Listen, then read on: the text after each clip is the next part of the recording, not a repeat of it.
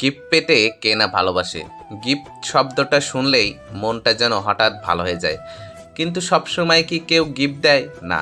তবে মাঝে মাঝে নিজেকে গিফট করি, কারণ আমি বিশ্বাস করি নিজের প্রতি ভালোবাসা দেখানোটা জরুরি। কিছুদিন আগে অনলাইনে একটা ঘড়ি চোখে পড়লো, দামটাও হাতের নাগালে, আর দেখতে এমন যেন চোখ ফেরানো যায় না। ঘড়ির বাটারফ্লাই লক ডিজাইনটা খুব ভালো লেগে গেল। ভাবলাম আর দেরি কেন। তখন রাত 1টার সময় অর্ডার দিয়ে দিলাম অনলাইন পেজে যে ভাইটা ছিল খুবই আন্তরিক। বললেন, ভাই ঈদের সময় পার্সেল একটু দেরি হতে পারে, চেক করে নিন।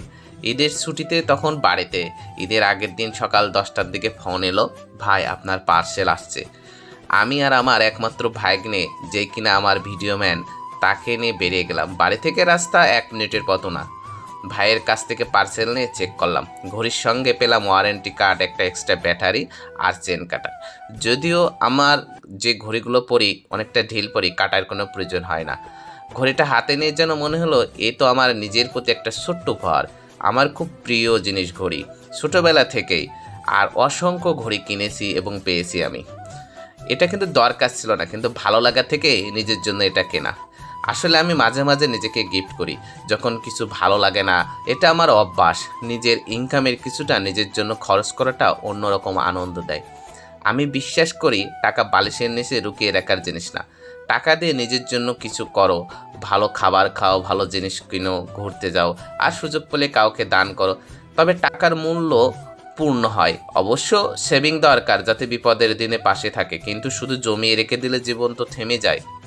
আমার পছন্দের জিনিসের মধ্যে ঘড়ি ছাড়াও আরও কিছু আছে, যেমন জুতা, বেল্ট, সানগ্লাস।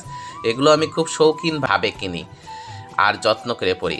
আমার কাছে এগুলো শুধু ফ্যাশনের অংশ নয়, বরং নিজের প্রতি ভালোবাসার বহিঃপ্রকাশ।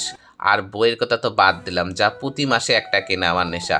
বাসায় যাওয়ার আগেও 2টো বই অনলাইন থেকে কিনেছি, সেটাও দেখাবো। আর হ্যাঁ, আমার এই ভাগ্নে, সে আমার কিন্তু ভিডিও ম্যান, সুন্দর।